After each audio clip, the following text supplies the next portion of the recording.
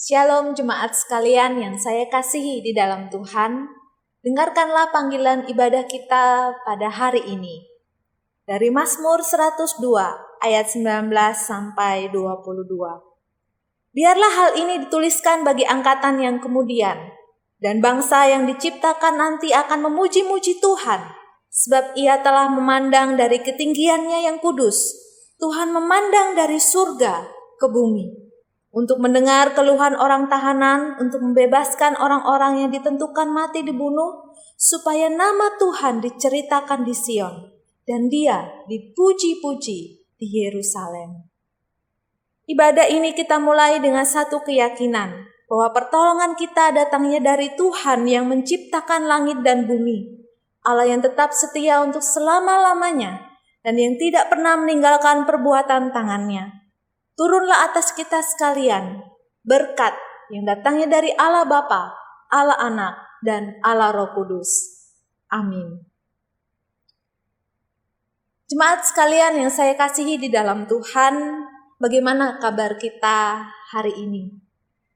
Ya, pandemi COVID di negara kita sudah berlangsung selama kurang lebih 2 bulan, saudara. Dan tentu selama menjalani hari-hari ini ada banyak pergumulan, ada banyak suka, ada banyak duka juga yang mungkin kita rasakan. Tapi saudara, kalau kita boleh ada hingga saat ini, Tuhan masih memberikan kita nafas kehidupan. Tuhan masih memberikan kita kecukupan. Semua itu adalah anugerah Tuhan. Karena itu biarlah mengawali ibadah kita pada hari ini. Mari kita memuji Tuhan, memuji akan anugerahnya yang besar dalam hidup setiap kita. Mari kita pujikan besar anugerah-Mu.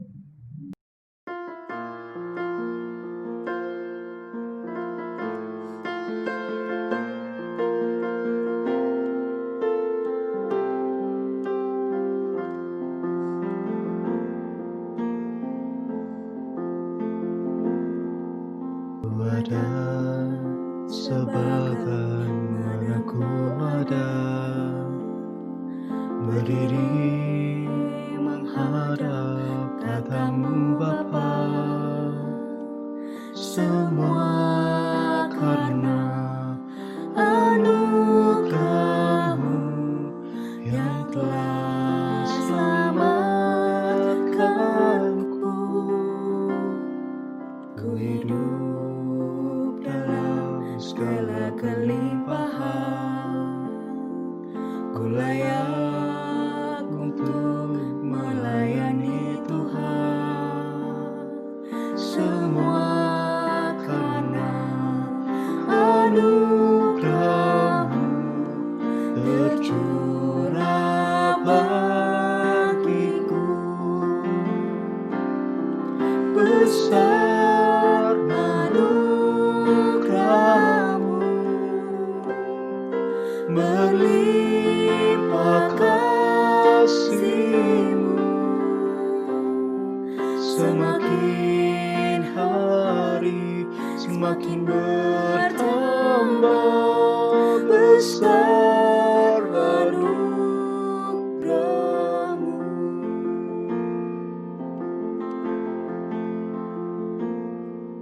Ku hidup dalam segala kelimpahan, ku layak untuk melayani Tuhan. Semua karena anugerah-Mu tercurah bagiku. Besar anugerah-Mu, berlimpah kasih-Mu, semakin hari semakin bertambah besar anugerah-Mu. Besar anugerah-Mu, berlimpah kasih-Mu,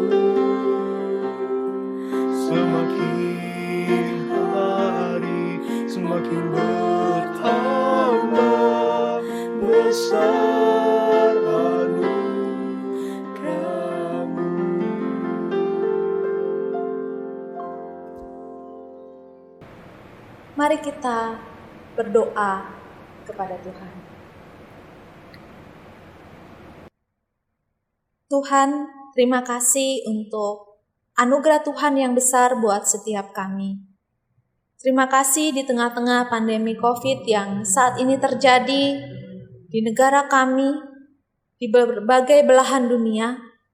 Terima kasih karena anugerah Tuhan begitu nyata kami rasakan. Terima kasih kalau kami boleh ada hingga saat ini, semua itu adalah anugerah-Mu. Kalau kami boleh memiliki nafas kehidupan, kami boleh ada di antara orang-orang yang kami kasihi. Semua itu karena berkat Tuhan. Ampuni kami Tuhan, kalau seringkali kami susah untuk mengucap syukur. Kami sering mengeluh, ataupun ketika kami sulit Tuhan mengingat Tuhan di tengah-tengah pergumulan kami. Kiranya Tuhan, Engkau yang mengampuni kami dan melayakkan kami. Sekali lagi, mengarahkan hati kami untuk berfokus hanya kepada Tuhan. Dan biarlah ibadah kami ini Tuhan, lewat setiap puji-pujian, lewat setiap doa, dan firman Tuhan yang akan kami renungkan, kami sungguh boleh mengalami kasih setia Tuhan. Dan saat ini kami juga akan menaikkan doa-doa syafaat kami. Kiranya Tuhan yang boleh mendengar seturut kemurahan-Mu yang besar. Saudara-saudara sekalian, mari yang pertama kita bersama-sama berdoa untuk pemberlakuan new normal di berbagai daerah yang rencananya akan diterapkan oleh pemerintah. Kita berdoa agar masa transisi ini dapat berjalan dengan baik, sehingga perekonomian dapat bangkit kembali, pengangguran berkurang, namun pada saat yang sama, kita berdoa agar pemerintah juga waspada akan kemungkinan gelombang 2 dari penyebaran COVID ini. Mari bersama-sama kita membuka suara, kita berdoa. Tuhan, kami saat ini bersatu hati berdoa menyerahkan untuk bangsa dan negara kami. Tengah-tengah rencana penerapan new normal di berbagai daerah, di berbagai kota. Kami sungguh berdoa biarlah Tuhan yang memimpin agar seluruh proses adaptasi new normal ini dapat berjalan dengan baik. Tujuan dari new normal ini kami tahu untuk boleh meningkatkan kembali perekonomian di negara kami, untuk mengurangi angka pengangguran. Dan kami juga berdoa, kami menyadari Tuhan ada potensi penyebaran yang bisa lebih tinggi lagi terjadi. Ya Tuhan, kami berdoa, Kau berikan hikmat kepada pemerintah kami, untuk sungguh-sungguh memikirkan dengan baik tahap demi tahap bagi penerapan new normal ini di berbagai daerah. Dan kami berdoa, Tuhan memberkati kami sebagai masyarakat, juga boleh melakukan bagian kami, sehingga pandemi COVID ini boleh segera berlalu. Terima kasih Tuhan, kami berdoa di dalam nama Tuhan Yesus. Kita juga berdoa untuk gereja-gereja Tuhan, termasuk gereja kita. Kita berdoa agar Tuhan memberikan kita hikmat untuk memutuskan kapan akan membuka gedung gereja untuk ibadah kembali. Kita berdoa untuk segala persiapan yang perlu kita lakukan. Ada banyak jemaat yang rindu untuk beribadah di gereja. Mari kita berdoa biarlah sungguh Tuhan berikan hikmat kepada pemimpin-pemimpin gereja untuk mengambil keputusan yang tepat berdasarkan juga arahan pemerintah. Mari kita berdoa bersama-sama. Kami berdoa mohon hikmat Tuhan juga bagi gereja-gereja Tuhan termasuk gereja kami. Di tengah-tengah wacana akan pemberlakuan new normal, pembukaan kembali gereja, tempat ibadah, Tuhan kami berdoa. Kiranya Tuhan yang memberikan hikmat kepada gereja-gereja Tuhan untuk memutuskan kapan akan membuka kembali gedung gereja untuk ibadah. Kami berdoa untuk jemaat-jemaat yang rindu untuk beribadah di gereja. Tuhan, Engkau yang tahu bagaimana kerinduan kami semua. Biarlah Tuhan, Engkau Allah yang boleh menolong dalam segala keputusan ke depan. Biarlah Tuhan, kalau nanti kami akan beribadah di gereja, biarlah sungguh dengan sukacita kami boleh datang. Dan kami rindu Tuhan dengan segala arahan pemerintah yang kami boleh ikuti, protokol kesehatan yang boleh diterapkan, itu juga boleh menolong gereja, boleh dapat kembali mengalami pemulihan dari Tuhan. Terima kasih Tuhan, kami berdoa di dalam nama Tuhan Yesus. Kami juga saat ini berdoa Tuhan untuk jemaat-Mu yang sedang sakit atau lemah tubuh. Mereka yang sedang terbaring di rumah masing-masing ataupun di rumah sakit. Entah karena penyakit terminal ataupun karena dalam masa pemulihan pasca sakit. Kami berdoa kiranya kasih setia dan pemeliharaan Tuhan melimpah atas hidup setiap mereka. Memberkati keluarga yang merawat, menjaga, mengasihi. Memberkati obat-obatan, makanan, minuman, dan juga dokter yang menangani. Semua menjadi alat tangan Tuhan untuk kasih-Mu dinyatakan bagi saudara-saudara kami ini. Terpujilah nama Tuhan. Kami serahkan seluruh doa kami ini ke dalam tangan Tuhan. Dan kami berdoa berikan kami iman untuk terus meyakini akan pimpinan Tuhan, akan berkat Tuhan, akan jawaban Tuhan bagi setiap doa-doa kami. Terpujilah nama Tuhan. Di dalam nama Yesus Kristus Tuhan dan Juru Selamat kami yang hidup, kami berdoa. Amin. Bersama dengan gereja Tuhan di segala tempat, kita akan mengikrarkan pengakuan iman kita, yaitu pengakuan iman rasuli. Mari bersama-sama dengan yakin kita mengucapkan pengakuan iman rasuli. Aku percaya kepada Allah, Bapa yang Maha Kuasa, Khalik langit dan bumi, dan kepada Yesus Kristus, anaknya yang tunggal Tuhan kita, yang dikandung daripada Roh Kudus, lahir dari anak darah Maria, yang menderita sengsara di bawah pemerintahan Pontius Pilatus, disalibkan, mati dan dikuburkan, turun ke dalam kerajaan maut. Pada hari yang ketiga, bangkit pula dari antara orang mati, naik ke surga, duduk di sebelah kanan Allah, Bapa yang Maha Kuasa. Dan dari sana ia akan datang untuk menghakimi orang yang hidup dan yang mati. Aku percaya kepada Roh Kudus, gereja yang kudus dan am, persekutuan orang kudus, pengampunan dosa, kebangkitan tubuh, dan hidup yang kekal.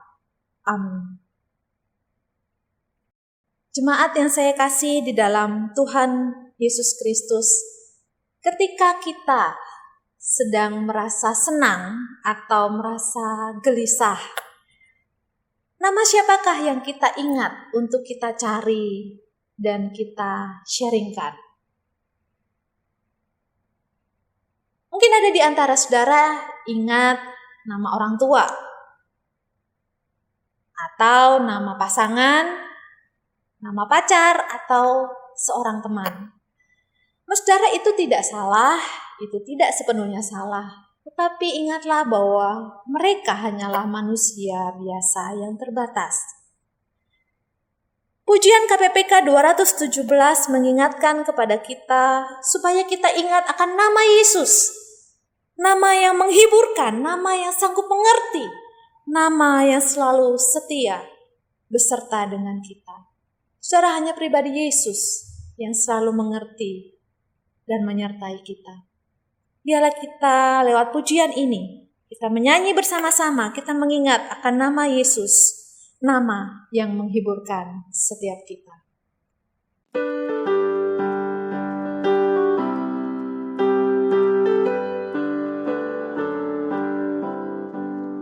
Ingat akan nama Yesus, kau yang susah dan sedih.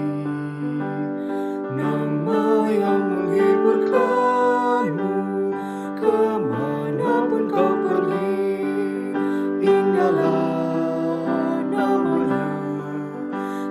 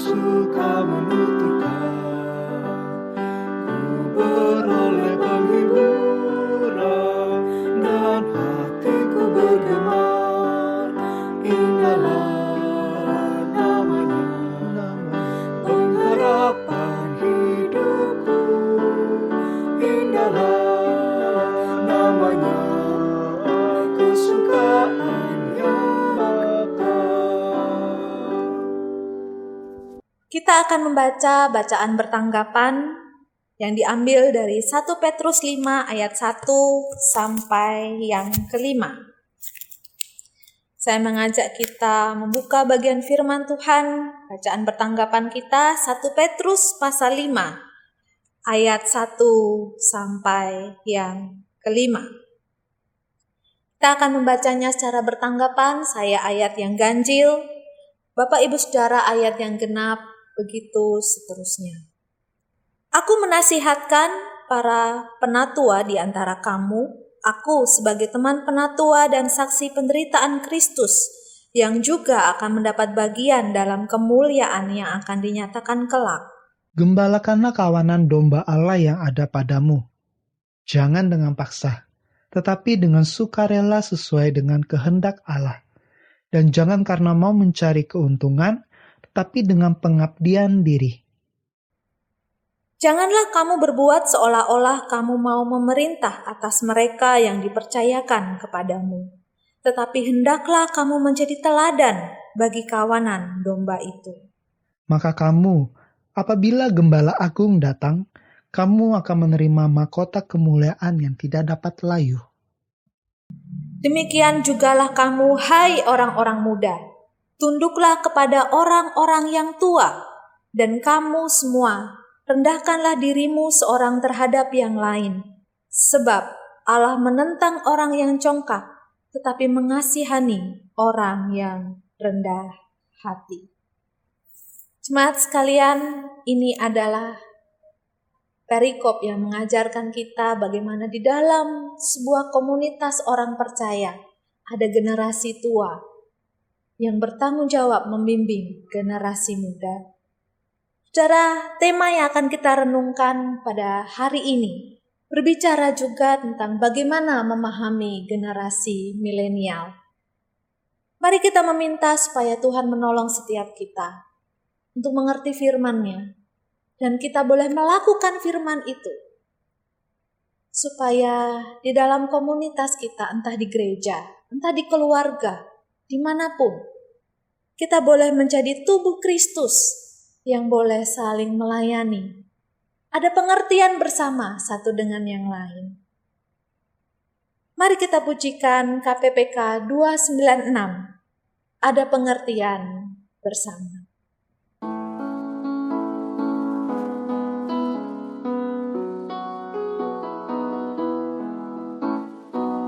Di mana kita berkumpul, ada pengertian bersama. Inilah janji Tuhanku, bersatu di dalamnya. Kasih-Nya penuhi kita, roti hidup yang berikan. Inilah janji Tuhanku, bersatu di dalamnya.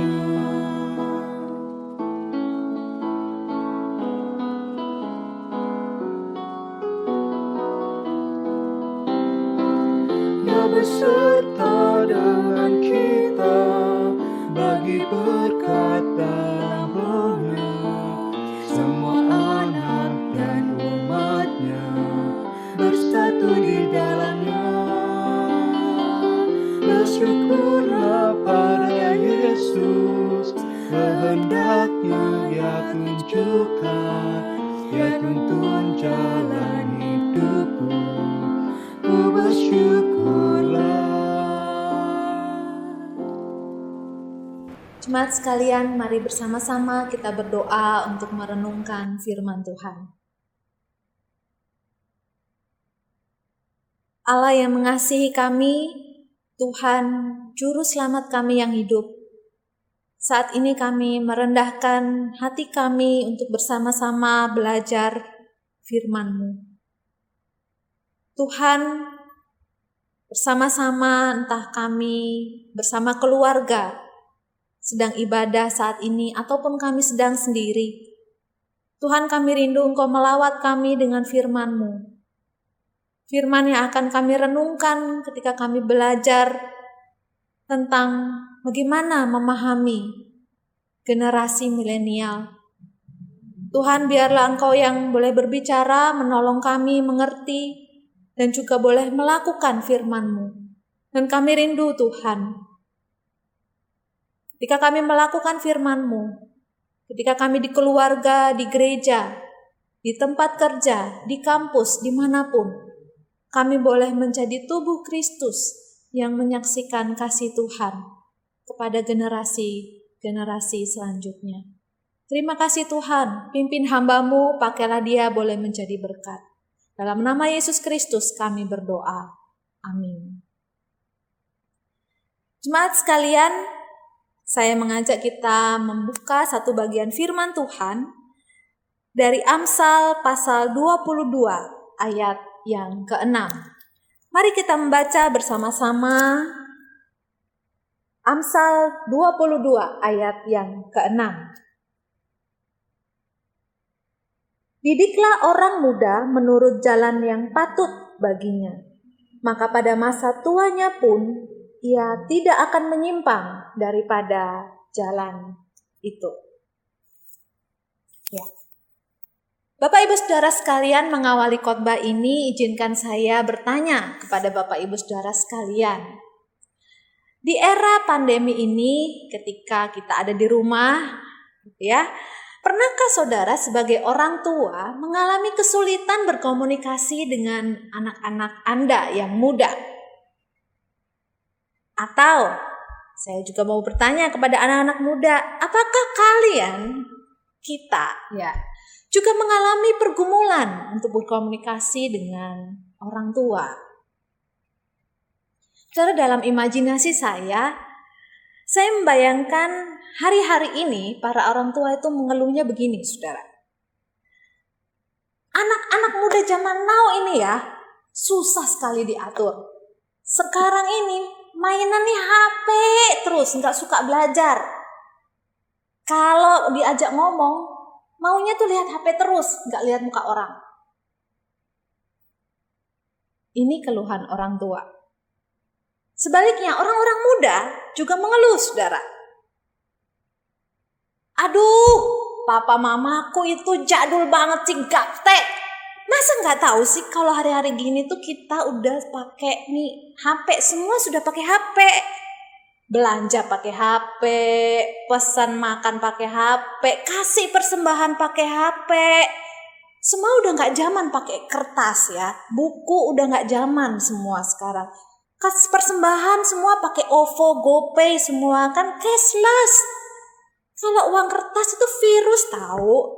Yang lagi hype sekarang itu tuh ya YouTube, gitu ya, IG, semua ada di sini. Saudara sekalian, itu bayangan saya, keluhan-keluhan yang terjadi antara generasi tua dengan generasi muda di rumah. Itu baru soal penggunaan gadget, saudara. Belum soal selera pakaian, belum soal hal-hal yang lain gitu ya, soal selera musik gitu. Saudara, keluhan-keluhan di atas disadari atau tidak menggambarkan adanya suatu gap generasi yang terjadi di kehidupan kita sehari-hari. Adanya perbedaan pandangan antara generasi tua dengan generasi muda dalam memandang suatu persoalan. Ini gap, saudara. Saudara, generasi muda zaman now atau yang sering disebut milenial cenderung melihat segala sesuatu secara berbeda daripada generasi sebelumnya, yaitu baby boomers atau X. Ini bisa menimbulkan konflik yang cukup serius kalau tidak diselesaikan dengan baik. Dan itu saudara, firman Tuhan yang akan bersama-sama kita renungkan, saya rindu mengajak kita belajar bagaimana kita bisa membangun komunikasi yang baik. Supaya antara generasi tua, generasi senior, bisa memahami generasi yang muda, bisa mensupport, bisa mengerti. Dan generasi yang muda juga bisa menghormati, mengasihi generasi yang tua. Saudara, berbicara soal milenial, saudara, ini adalah generasi yang lahir antara tahun 1980-an hingga pertengahan 90-an. Termasuk saya di dalamnya, saudara. Jadi saya berbicara atas nama generasi saya sendiri. Saudara, menurut survei Badan Pusat Statistik, tahun 2020 ini diperkirakan jumlah generasi milenial Indonesia ini cukup dominan, yaitu sekitar 50-60% di Indonesia, saudara. Ini jumlah yang sangat besar dan potensi besar ada di dalamnya. Milenial mempunyai karakteristik dominan yang saya singkat menjadi 3T, saudara, yaitu teknologi, terbuka, dan teladan. Cara teknologi, generasi milenial itu canggih menggunakan teknologi digital, saudara. Ini terbukti dari pendiri Facebook, ya, dia seorang milenial. Para pendiri startup unicorn Indonesia juga adalah para milenial, saudara. Pendiri Ruang Guru juga adalah milenial. Terbukti juga, saudara, kalau saudara membuka IG, YouTube, Twitter, dan semuanya, saudara, di internet ini para pengguna dan orang-orang yang mengisi di dalamnya itu kebanyakan adalah generasi muda atau milenial. Jadi, saudara, kalau saudara mau belajar teknologi digital, maka belajarlah pada generasi milenial. Ciri yang kedua yaitu terbuka. Milenial sangat terbuka kepada perbedaan, pada luasnya wawasan dunia ini, saudara. Kami milenial memiliki hasrat, memiliki mimpi yang besar akan sebuah perubahan. Dan itu tidak jarang membuat kami kurang puas dengan tradisi yang turun-temurun. Kalau kami melihat ada sesuatu yang harus diubah, itu kami merasa ada hasrat yang besar untuk melakukan sesuatu di situ. Dan inilah, saudara, yang seringkali membuat konflik dengan generasi senior atau generasi tua. Saya kasih contoh, saudara. Kalau zaman dahulu, saudara, pekerjaan yang biasanya dianggap bonafit atau penting oleh para orang tua biasanya itu adalah PNS, insinyur, dokter.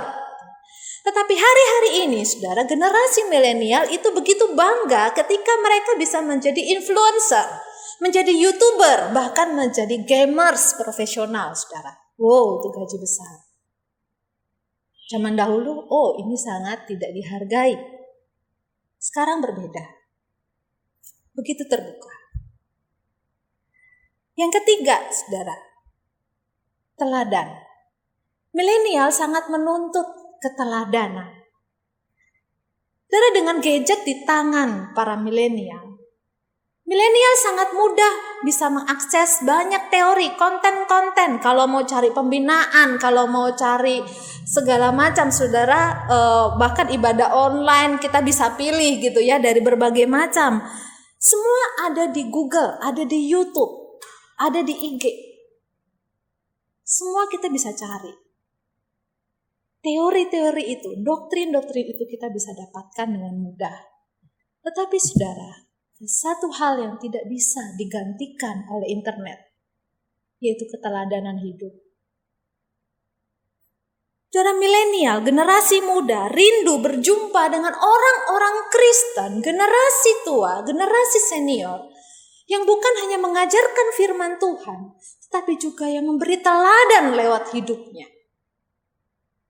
Ini dirindukan oleh milenial.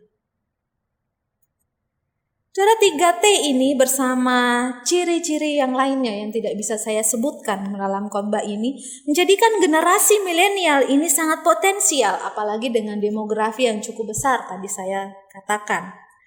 Karena itu penting buat keluarga, buat gereja untuk sungguh-sungguh memberi perhatian bagi generasi milenial.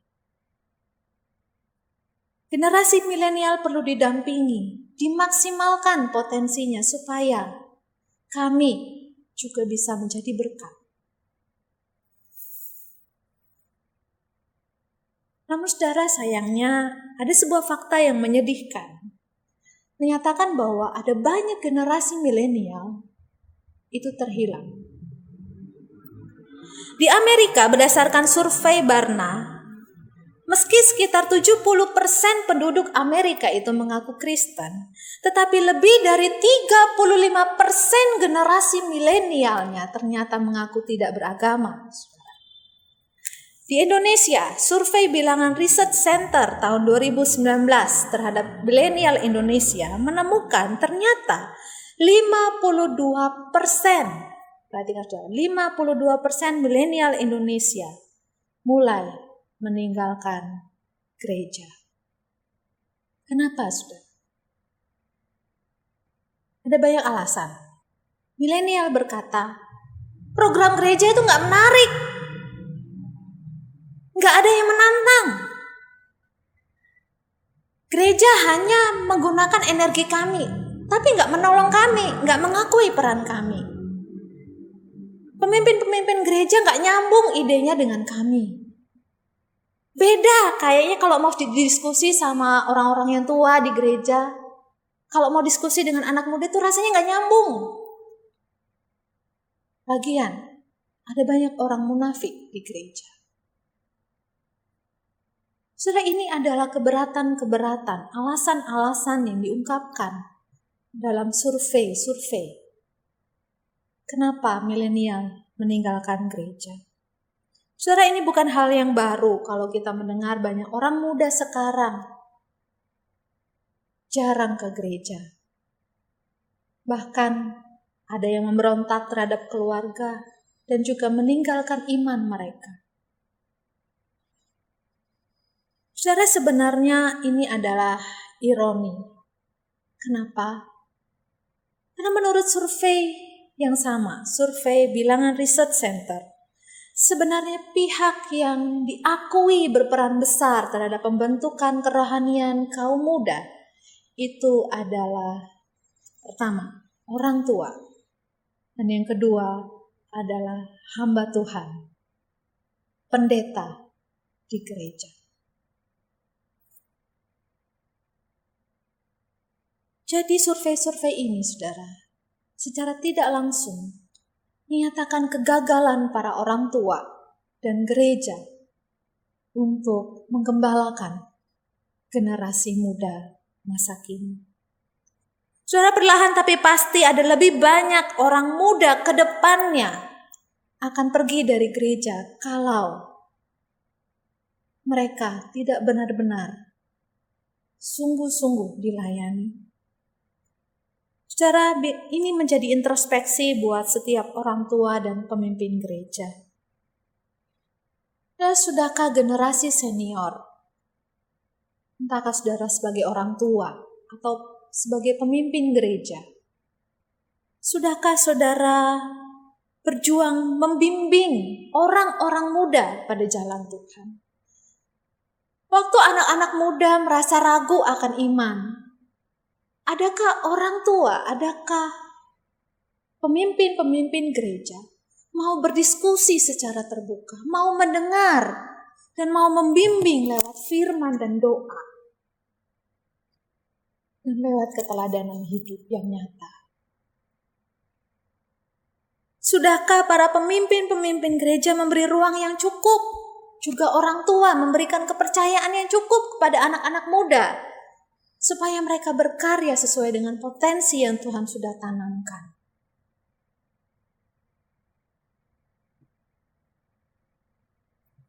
Saudara, tidak jarang saya mendengar keluhan bahwa orang tua masa kini ternyata cuek, tidak peduli dengan persoalan iman generasi muda. Para orang tua tidak jarang mempercayakan soal rohani itu kepada gereja atau sekolah atau kampus Kristen. Orang tua tidak terlibat. Sedangkan gereja justru dianggap bukan menjadi komunitas yang tepat, komunitas yang hangat di mana anak-anak muda bertumbuh. Anak-anak muda merasa nyaman, diterima, dikasihi, dan dimaksimalkan potensinya. Jadi saudara, apa yang harus dilakukan?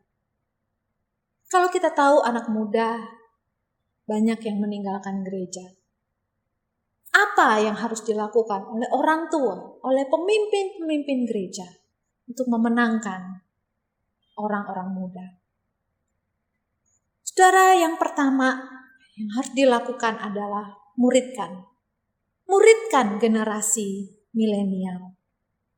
Saudara, Amsal 22 ayat yang ke-6 yang tadi kita baca memberikan nasihat penting kepada generasi senior, kepada para orang tua. Didiklah orang muda menurut jalan yang patut baginya.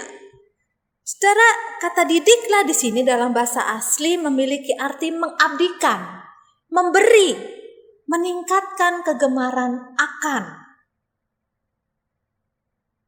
Nah, saudara, ini adalah perintah yang diberikan kepada generasi tua supaya mendidik orang muda. Dan saudara, ini bukan sembarang didikan kalau dari bahasa aslinya tadi, saudara. Sebab didikan yang dimaksudkan di sini adalah didikan yang bertujuan menolong orang muda untuk mencari Tuhan, untuk mengasihi Tuhan, dan hidup sesuai dengan firman Tuhan. Bahasa sederhananya, saudara, pemuridan. Saudara, Tuhan memanggil para orang tua, para pemimpin-pemimpin gereja untuk terlibat memuridkan generasi muda supaya mereka mengenal akan jalan Tuhan dan hidup seturut firman Tuhan. Memang, saudara, tidak serta-merta kalau anak muda itu dididik sesuai firman Tuhan, maka dia tidak akan menyimpang suatu saat nanti. Saudara, tetapi peran besar Tuhan percayakan kepada generasi tua, kepada generasi senior. Saudara, Grant Skeldon dalam bukunya Generasi Penuh Hasrat menyatakan pemuridan itu berbeda dengan mentoring dan pola-pola pengajaran gereja yang konvensional. Mentoring biasanya diartikan datang dan bertemu dengan saya. Sedangkan kegiatan-kegiatan gereja biasanya, saudara, berarti datang dan dengarkan saya.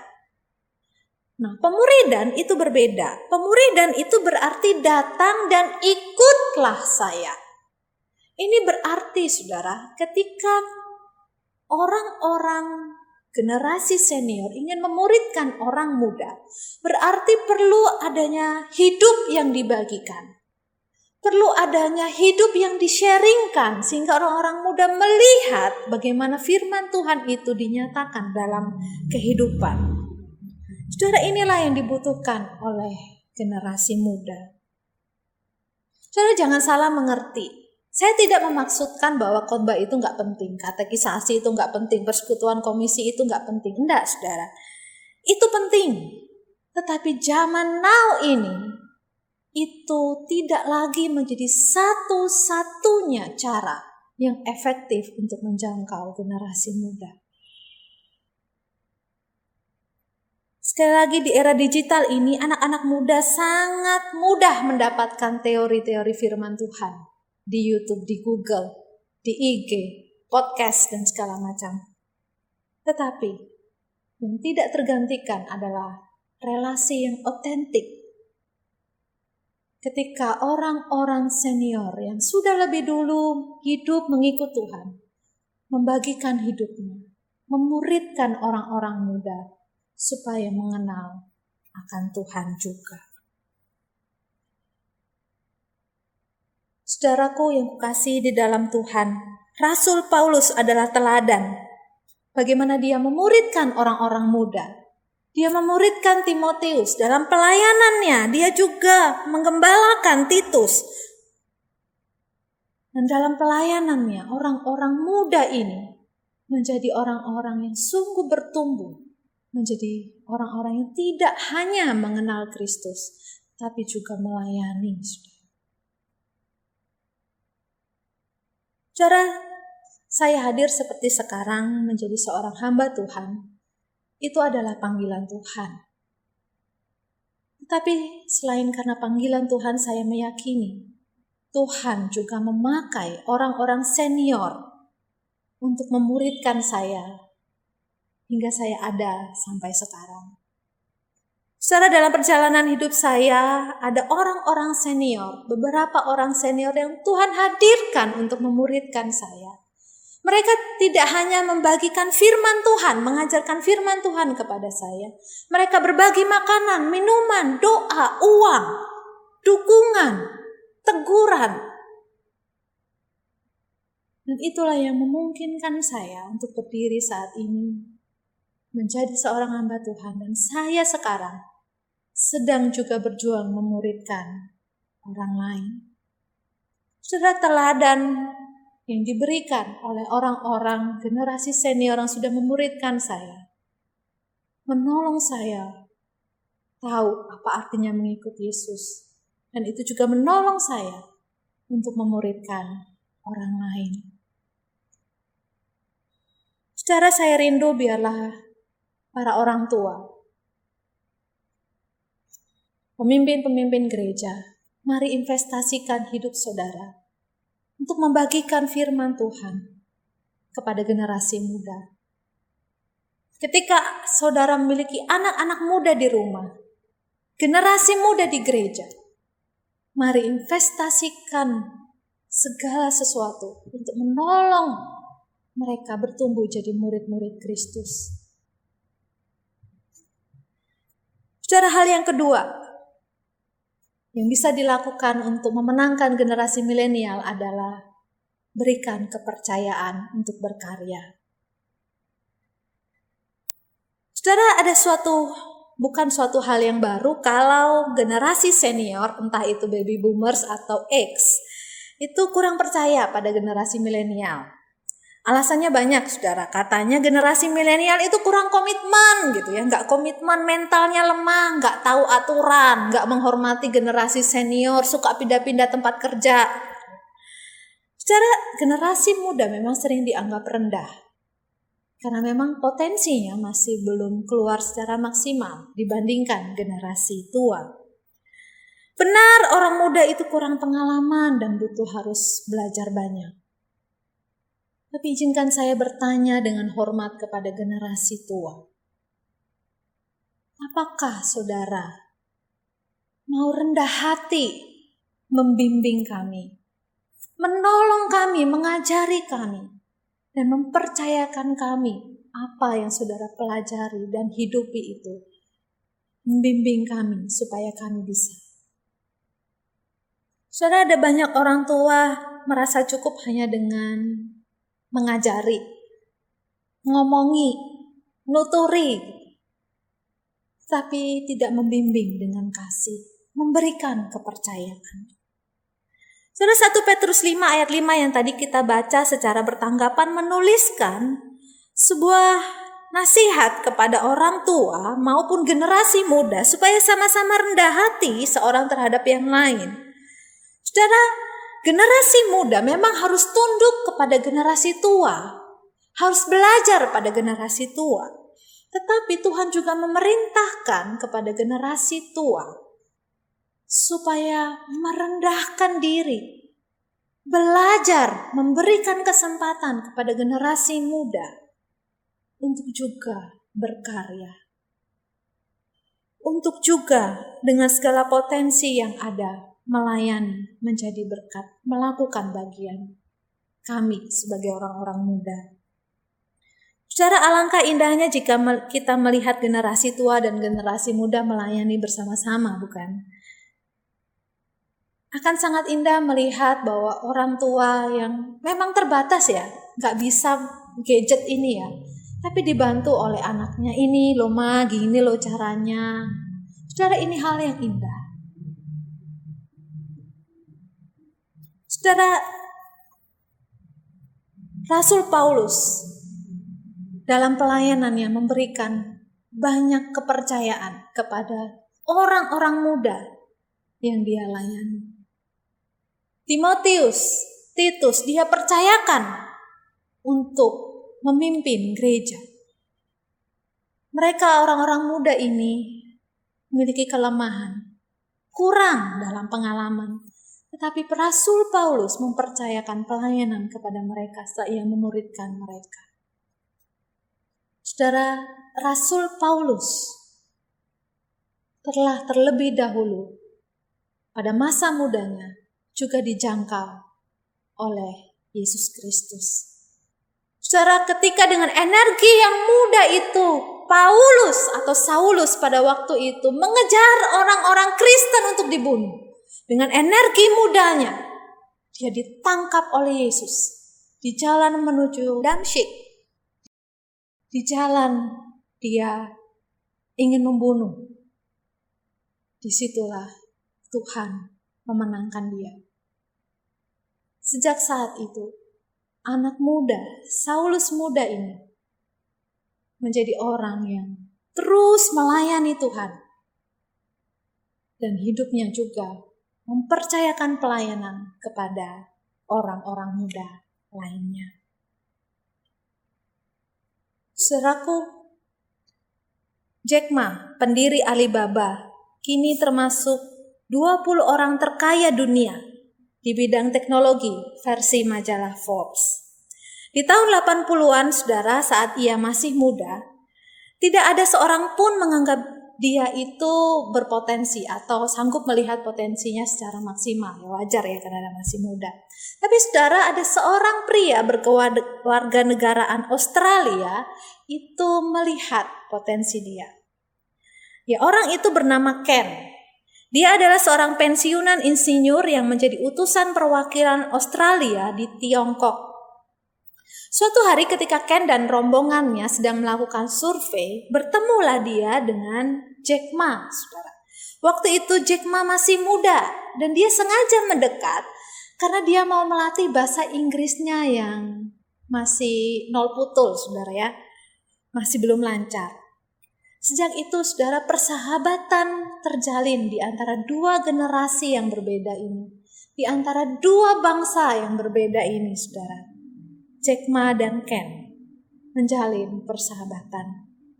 Selama 24 tahun kemudian, Ken yang melihat potensi Jack Ma setia mendukungnya. Ken mendukung Jack Ma dalam biaya kuliah. Dia mendukung Jack Ma dalam meningkatkan kemampuan bahasa Inggrisnya lewat surat menyurat, saudara. Dia memperbaiki grammar gitu ya, bahasa Inggris Jack Ma dia tingkatkan. Dan berbagai hal yang lain. Ketika tahun 2004 yang lalu, Ken meninggal di usia 78 tahun. Jack Ma merasa kehilangan. Bagi Jack Ma, Ken adalah ayah, guru, dan juga sahabat. Secara kisah ini memberikan kita sebuah pelajaran di balik kesuksesan Jack Ma. Ada generasi tua yang berkontribusi dalamnya. Orang-orang muda masa kini, milenial masa kini pun membutuhkan generasi senior. Orang-orang muda masa kini membutuhkan orang tua, membutuhkan pemimpin-pemimpin gereja, orang-orang senior yang memahami potensi kami, yang memuridkan kami, dan membimbing kami, mempercayakan pelayanan-pelayanan sesuai dengan potensi yang Tuhan percayakan. Saudara, saya berdoa, kiranya lewat khotbah ini, saudara, biarlah para orang tua, para generasi senior, boleh belajar lebih memahami generasi muda. Mari muridkan generasi muda. Mari dengan rendah hati berikan kepercayaan. Belajarlah dari generasi muda. Dan tolong kami juga untuk belajar bagaimana menghidupi firman dalam zaman kami. Kiranya Tuhan menolong kita. Kiranya Tuhan menguatkan setiap kita supaya dari generasi ke generasi nama Tuhan boleh dimuliakan. Kiranya Tuhan boleh memberkati setiap kita. Mari kita berdoa.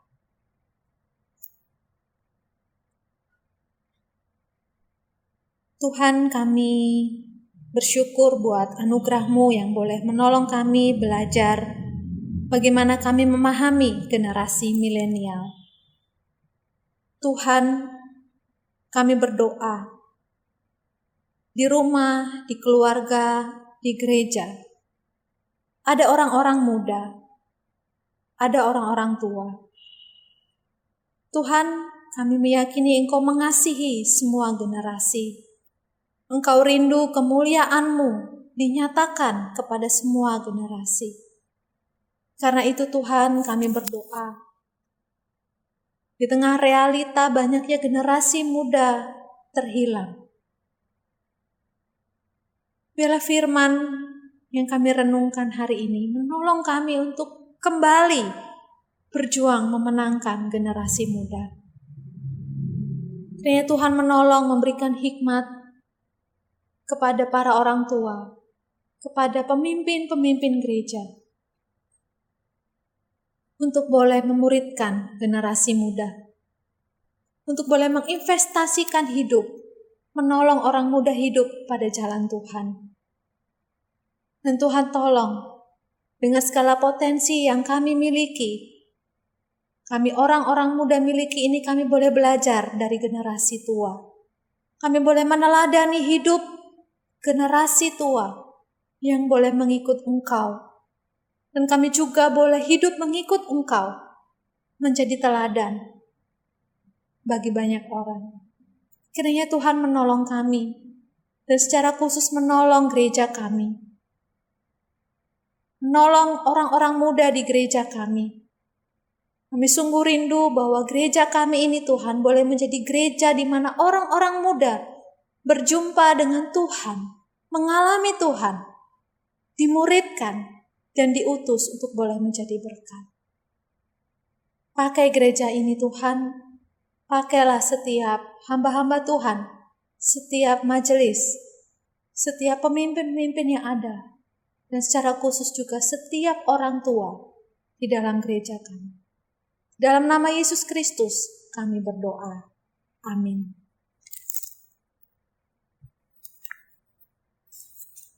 Saudara sekalian, kita telah mendengarkan firman Tuhan. Kini saatnya kita akan menyatakan ucapan syukur kita. Dengan penuh sukacita, saudara, mari kita memberikan persembahan kita. Mari kita memberikan uang kita yang terbaik untuk Tuhan. Memberi diri kita, waktu kita, energi kita untuk bekerja bagi Tuhan. Persembahan saudara dapat ditransfer ke rekening gereja, atau saudara dapat juga menggunakan scan barcode melalui aplikasi e-money yang dicantumkan di warta. Kita akan menaikkan pujian KPPK 354. Ku bersukacita kerja bagi Dia.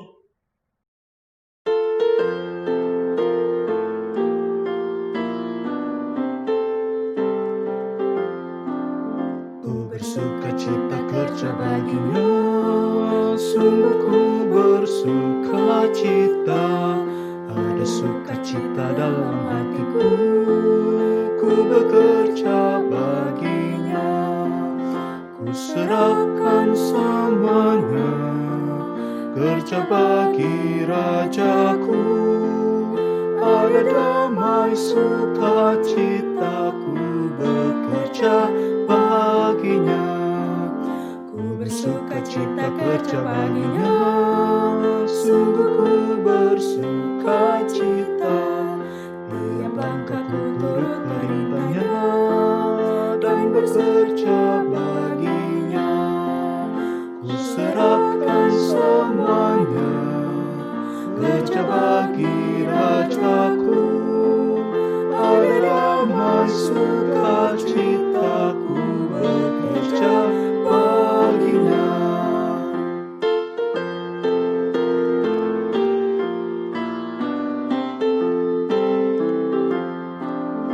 Ku bersukacita kerja baginya, sungguh ku bersukacita. Ku rela serahkan semua baginya, untuk bekerja baginya. Ku serahkan semuanya, kerja bagi Rajaku. Ada damai sukacita, ku bekerja baginya.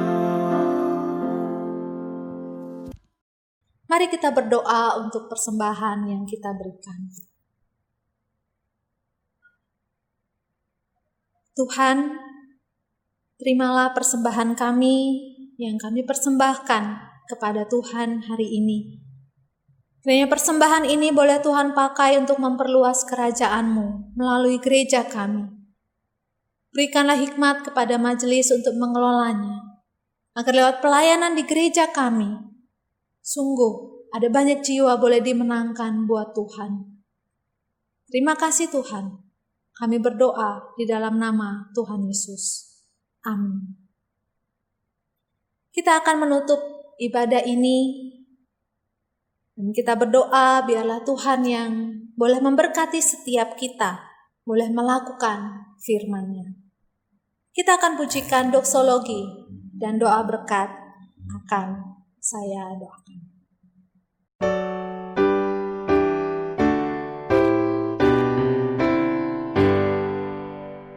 Puji Allah Bapa Putra, puji Allah Roh Kudus, ketiganya yang esa. Pohon selamat sumber berkat.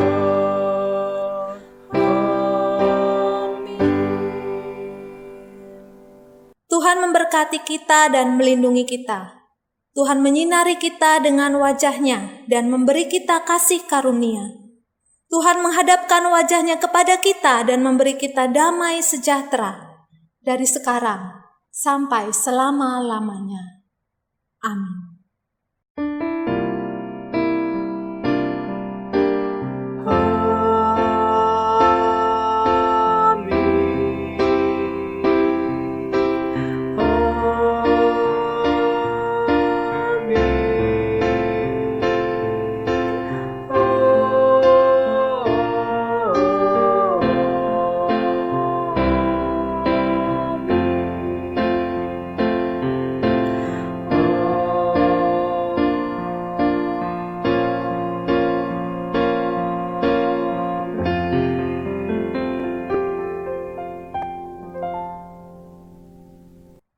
Ibadah kita selesai. Selamat hari Minggu. Tuhan Yesus memberkati setiap kita.